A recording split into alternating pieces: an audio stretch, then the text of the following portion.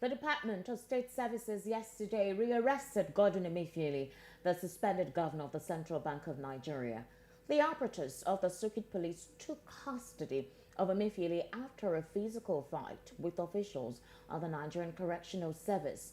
Now, the DSS operatives had a face-off with prison officials over the custody of Emefiele. The fight occurred in front of Nicholas Oweibo's courtroom at the Federal High Court in Ikoyi, Lagos. Shortly after the brawl, the prison officials left the premises of the court. Now, earlier on Tuesday, the court had granted bail to Emefiele in the sum of 20 million naira. In a ruling, Nicholas Oweibo, the presiding judge, said the charges against Emefiele are bailable. The bail was granted with one shorter in like sum. Earlier, Emefiele pleaded not guilty to the two-count charge bordering on alleged illegal possession of firearms. The federal government had accused Emefiele of having in his possession 123 rounds of live ammunition without a license. Now, after Emefiele took his plea, his counsels, led by Joseph Daudu, a senior advocate of Nigeria, informed the court of a bail application. Daudu prayed that the court should grant bail to his client on self-recognizance or on other liberal terms, pending the hearing and determination of the trial. But Nkiru Nebo Jones, a deputy director of prosecution at the office of the Attorney General of the Federation, opposed the bail application, saying she had not seen a copy of the document. Daudu said the office of the AGF was served the document of the bail application, stating that the proof of service endorsed by the AGF's office was in the court's file. Now, joining us virtually to actually talk more on this conversation is Great Imo. Great Imo, good morning and thank you for joining us on VOP this morning.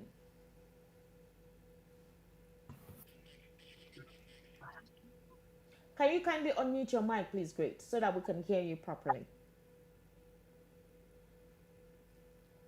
Good morning, Great. If you can hear me, kindly unmute your mic.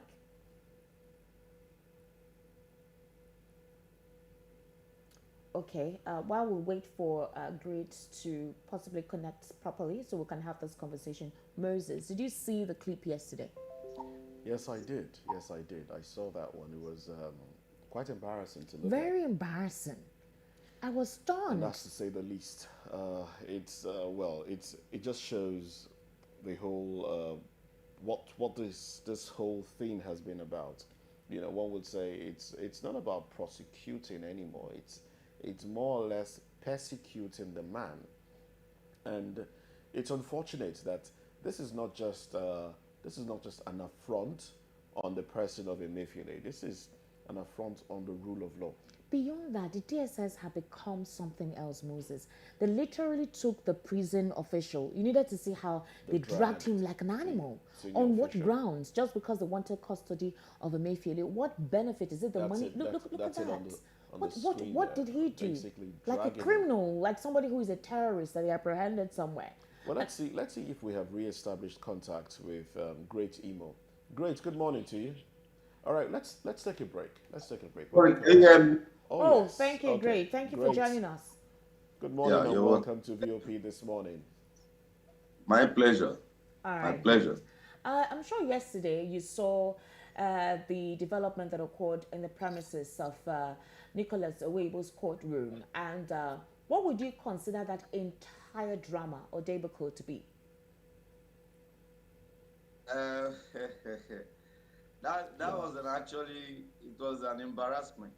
I mean, it was an embarrassment for our nation because this was being watched live on TV across the nation and across the world.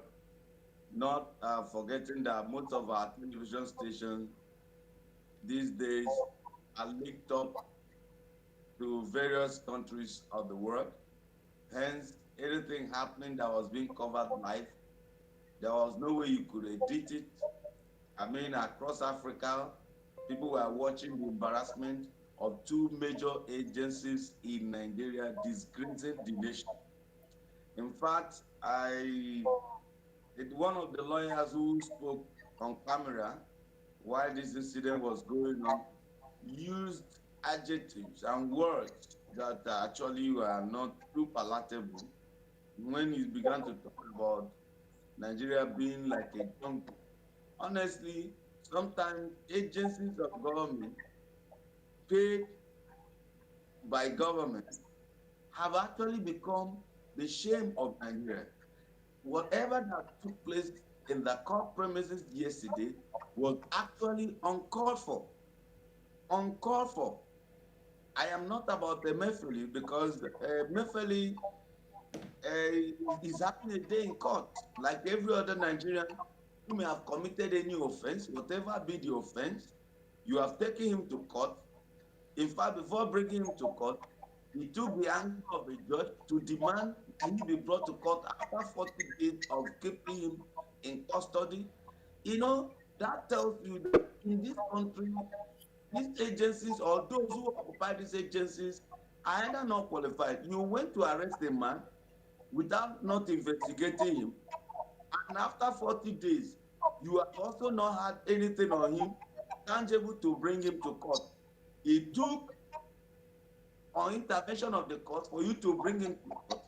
Then the court granted him bail because what Emefiele was charged for was actually very laughable. You caught him with a dent gun. I mean, I don't know if you are trying to establish a contact between him and the so-called terrorist that was earlier mentioned.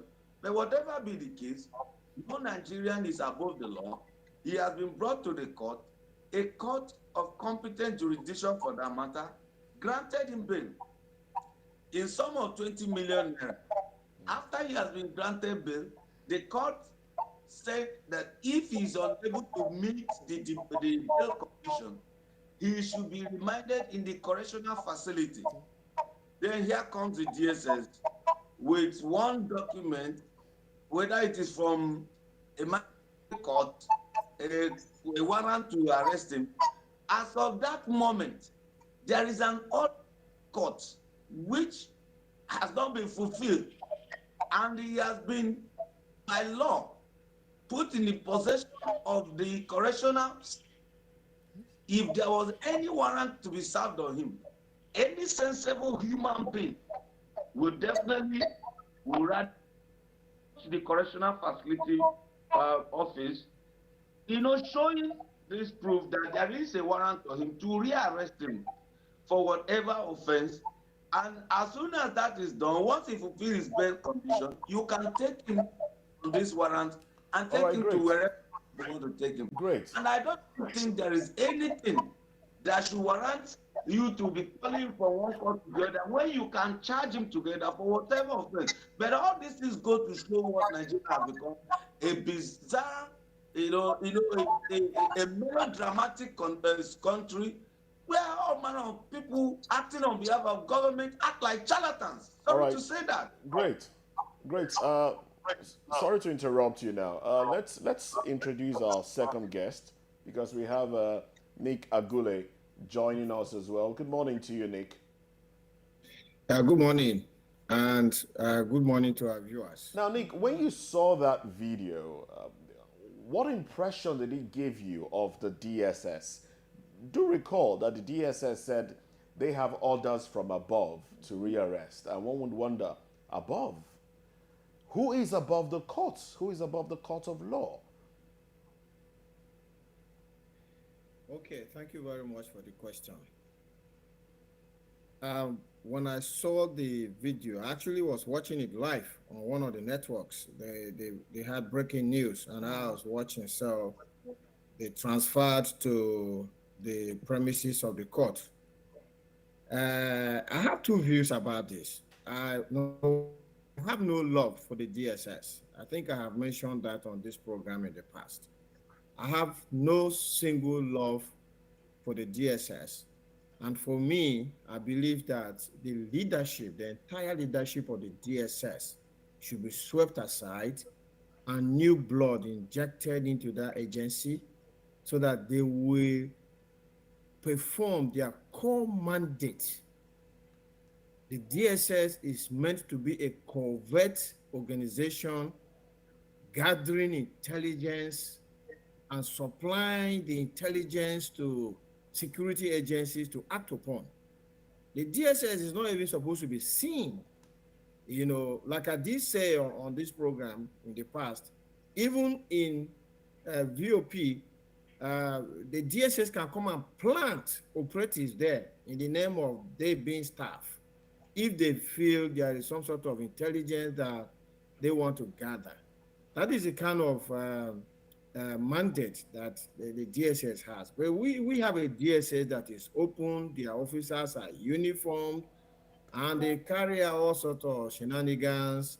I complain on how they heated up the polity by saying they uncovered the plot by people to take over or install a government, the swearing in, without naming them, without making any arrest and all of that. So I don't have any love for the DSS. All right. But my second view is that Okay. Governor Emefiele, the former central bank governor Emefiele, is sleeping on a bed he has helped to make. This is the man who disobeyed the Supreme Court during the Naira color redesign, something that put Nigerians into serious pain. I used to drive around to see the queues that Nigerians formed before banks. I know that Nigerians, some of them slept on those queues. They left the comfort of their beds and went to banks to sleep on queues so that they can get Naira. I paid 4,000 Naira to withdraw 10,000 from a POS. So I paid 40% premium to withdraw 10,000. These were the pains that were visited on Nigerians by a Governor Emefiele-led central bank. And the Supreme Court say, hey, don't make this thing to end in February. Take this thing to the end of December. He didn't obey that. So now, he is now saying DSS did not obey Federal High Court. You see, he's trying to benefit from the anarchy that he's trying to run away from the anarchy that he created. Okay. And this is a message to all leaders who are in position today, that the impunity with which you are carrying out your functions you are going to suffer from that. And it's one of the things that I have no love for former Vice President Atiku Abubakar. In their 8 years in office, they destroyed the electoral process. All right, Nick. Thank you very much. Yes. Okay, I want Great Mo. This question is for you. It's obvious that Nigerians do not actually have that empathy or sympathy towards the ordeal Emefiele is going through, and just like Nick said, that he's lying on the bed that he laid. But in as much as now the case is already in court, don't you think that due process should be carried out? While Emefiele's defense, that is his counsel, were trying to meet up with the bail condition at the court premises, and then there was a tussle outside over who would be in custody of Emefiele. We've never seen such tussle go on for possibly an average Nigerian, or for any Nigerian particularly, over who would be in custody of that Nigerian. We've not seen that kind of attitude, towards any other Nigerian. So what exactly do they benefit? What is the, what's the advantage? What's that extra leverage that any one of them would have if at all they get to be the one in charge of Emefiele? What is that thing they're fighting for? Could it be some gratuity? Is there something that we do not know that possibly they know that you're fighting about? Okay, actually, what you saw play out yesterday was the manifestation of the destruction, of the decay that have taken place in various institutions in Nigeria. The lack of respect for rule of law, institutional order, structure and order within the polity. Now, you recall that while that brouhaha was going on, one of the lawyers that granted the interview, brother to Emefiele, said that the statement that the operatives, the DSS operatives made was that there was order from above. Mm-hmm. Yes, it was later interpreted to be that there was a warrant to rearrest him in court.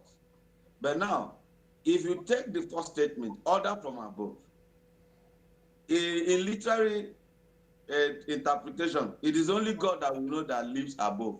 So what we have here are the new gods in Nigeria who don't obey the law, who can do and undo. That is not to exonerate Emefiele from any offenses, any wrongs done. In fact, what they are doing in essence is the DSS is now helping Emefiele to build sympathy.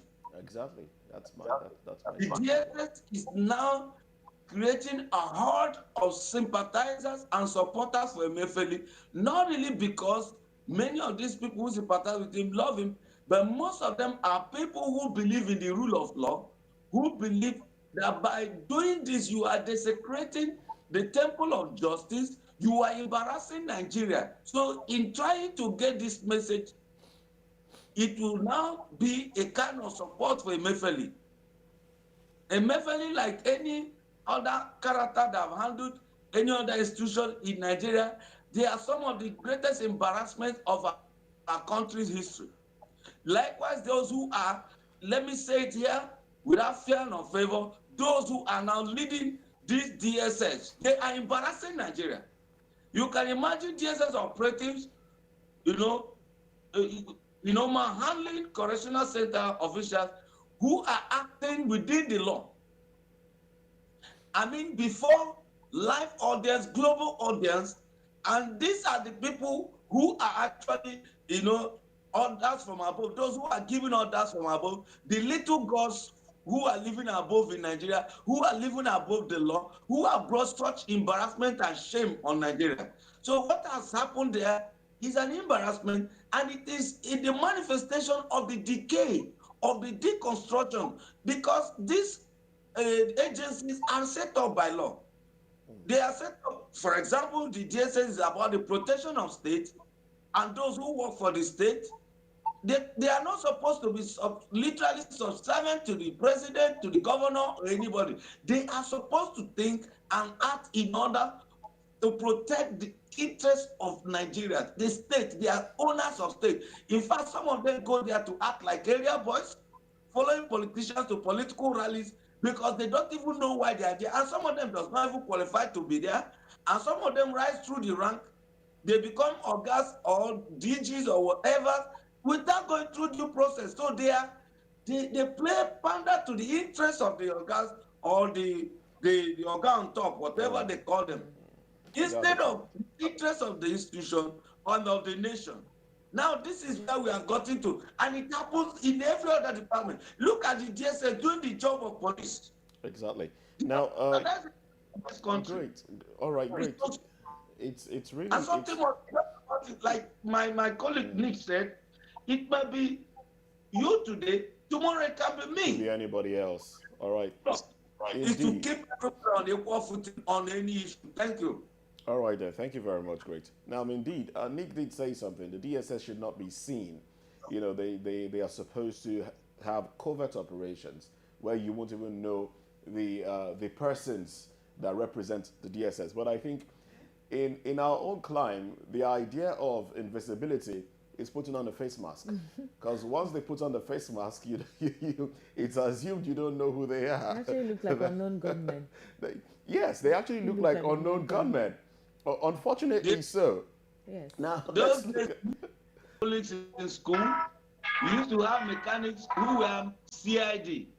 We used to have even gate men who were CIDs. Exactly. You never, some of them work in construction sites, but their formal job was to intelligence gathering. These ones are dragging police work. In fact, some of them themselves now road traffic warden job. Now, Nick, let me come to you now. Let's look at the offense for which Emefiele has been accused of possessing guns, having ammunition. And these are offenses that the police should actually handle, not the DSS. True. Aside from that, these are the possession of guns has a maximum sentence of 5 years. which makes it a bailable offense. Now, one would wonder why. Why is the DSS taking him back into custody, knowing that this is a bailable offense? The court has said, the court has granted him bail. Shouldn't he be made to, source for the funds, pay the bail, and then the case will continue? Why are they now taking him back into custody? In addition to his question, I'm sorry, is the fact that a few days ago we saw Sari Dokubo publicly hold an ammunition, like a live ammunition, and nothing happened. Nothing whatsoever has happened. Nobody sued him. Nobody took him to court. Nothing has taken place. So what exactly does this represent?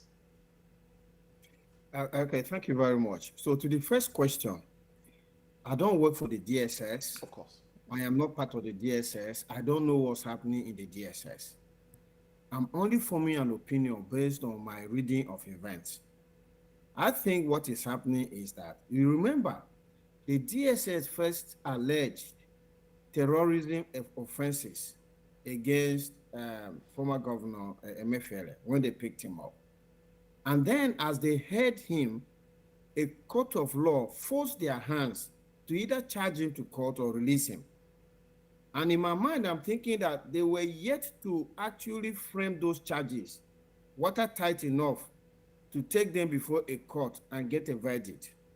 And because they were now forced to charge him to court or release him, they decided to not charge him to court for this arms possession charge, so that they can continue to hold him. But what they didn't prepare for was that once they charge him, the court is going to grant him bail, and that means he's going to leave the custody of the DSS. And by law, and the court specifically said that Emefiele will be in the custody of Nigerian Correctional Services, which is the former prison services, until he perfects his bail. So the DSS now saw that they are going to lose the opportunity of continuing with investigations if Governor Emefiele leaves their custody. That is how they now stepped on the law by now staging this brouhaha to arrest him and take him to court. To me, that is impunity. And these are times to expect the president of Nigeria to stand up for the law. No matter how nasty we think the law is, it has to be obeyed. It's the only way we can build a nation that we enjoy. I always say that our young people that are jackpine from Nigeria to elsewhere, they are not jackpine to a better place. They are jackpine to a place of law enforcement. Because Nigeria is a far better place than these cold regions that Nigerians are moving to. But Nigeria is not operating the law, and people are now living a place where the law is not being enforced to a place where the law is being enforced. If you enforce the law in Nigeria and bring everybody equally before the law, Nigeria will be the best place on earth. People will be jackpine to Nigeria. So that's my view as regards what's happening. All right then. And sorry. And I think that regardless of the fact that I don't love Governor Emefiele, I don't love the DSS, for the love of Nigeria, the law take its course and let the judgment of the court of competent jurisdiction be respected. If the DSS has further evidence of any other criminal act apart from the one that they have already charged Governor Emefiele for, then they should go and do the rightful thing by obtaining an arrest warrant and go and arrest him on those charges. But it cannot be on this same gun running charge that they are now picking him up after the court has released him on bail. And regarding the question on Asari Dokubo, is again somebody that I have no love for. And for me, I also see that, there are certain things that happen in this country. You remember in the run-up to the election, there was somebody in Lagos, I've forgotten his name, who came out and issued open threats. That's Mr. Olomo. Yeah, Mr. Olomo, that Olomo man. open threats to people that you either vote for this particular candidate or I'm coming after you. That was a criminal offense. Nothing happened to him. Asari Dokubo has made statements that would suggest that he has formed his own army in Nigeria. Our laws are very clear that you cannot possess arms. There is this pastor in a church in Abuja who took an AK-47 rifle from one of his guards and went into church to preach with it.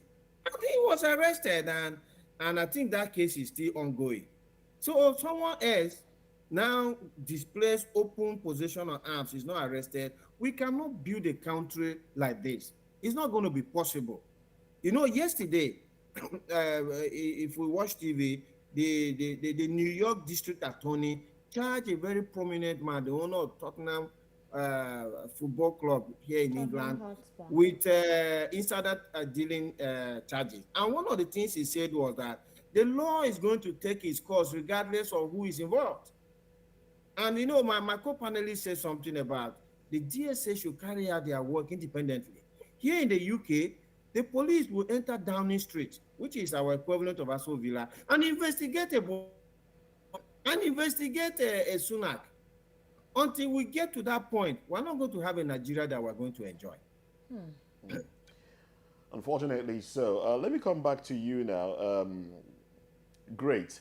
Now, this is a situation whereby, does it now seem like if you're friends with the president or if you're in good terms with the president, you are above the law? And when you fall out with the president, then the law will come for you. Are we walking into a dictatorship? Great. It is not just that we are in a dictatorship. We are gradually desecrating the ground, this country. It's actually becoming a full-time jungle. Let me start by saying this. Nick referenced something that is now in the open. Individuals, non-state actors, forming organizations, owning weapons,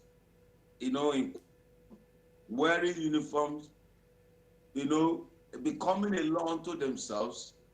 Let me warn this country, let me warn Nigeria where this is going to. We saw this play out during the election, where certain individuals, because they are aligned with certain elements in power, they were able to do that, and they continue to walk around freely and to threaten people, even threaten the whole tribes and region, and nobody is keeping quiet. Something begets something. When you have started on this note, when you keep encouraging this, there are Nigerians who have been law-abiding, not because they are incapable of doing damage, not because they are incapable of doing what these rascals are doing.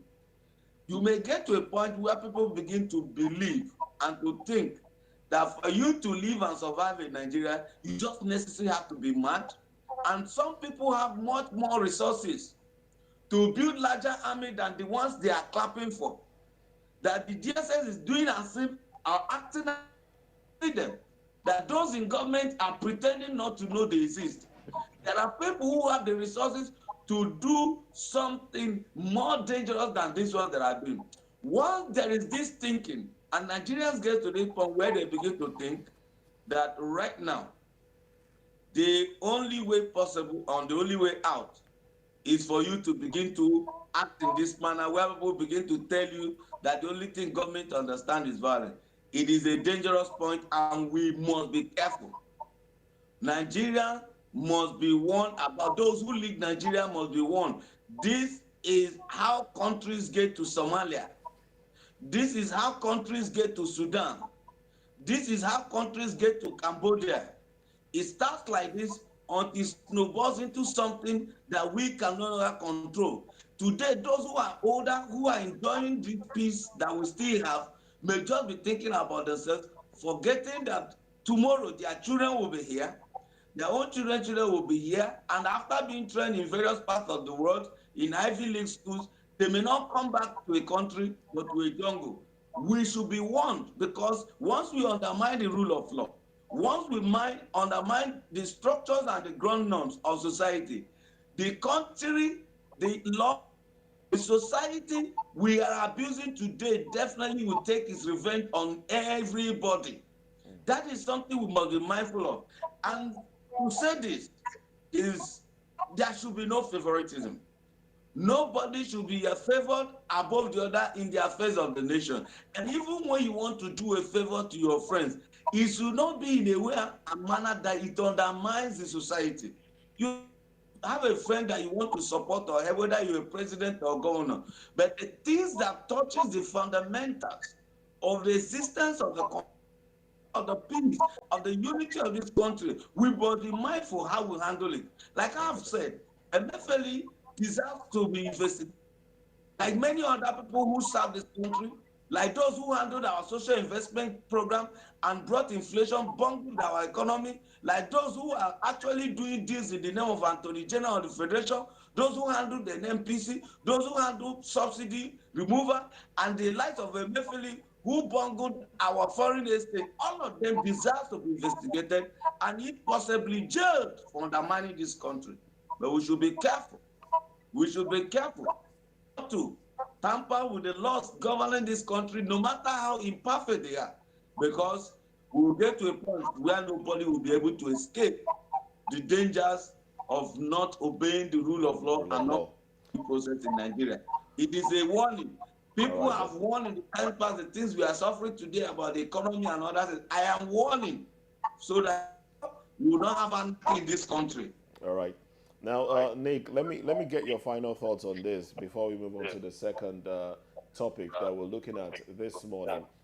First of all, as you give your final thoughts, I want to know: do you share Great's thought that we are on our path, we are on the path to chaos? Nick? My final thought is that we should stand with the law. We should side with the law. God, who made man, gave the running man in the Garden of Eden, for those who read the Christian Bible, where God made the law, God put man through the judicial process, God pronounced sentence, and God implemented the sentence. So in Nigeria, we make laws, people break the laws, but we don't bring people to trial. We don't pronounce sentence and we don't implement the sentences. And so long as we're not running man according to the template, according to the operating manual that has been set by God, we're not going to have a country that we're going to enjoy. So let the law take its course, and the president needs to show leadership. These are times he needs to come out and take it and steer the ship of state to a safe position. All right, then. Thank you very much, Nick Agule and Great Imo. Well, we'll keep you, men. We'll keep you for a little bit longer. Well, up next on VOP this morning, the fight for the soul of the Labour Party is back in the news. Lamidi Papa wants Julius Abure evicted from the national headquarters of the party. Well, details when we return after this break.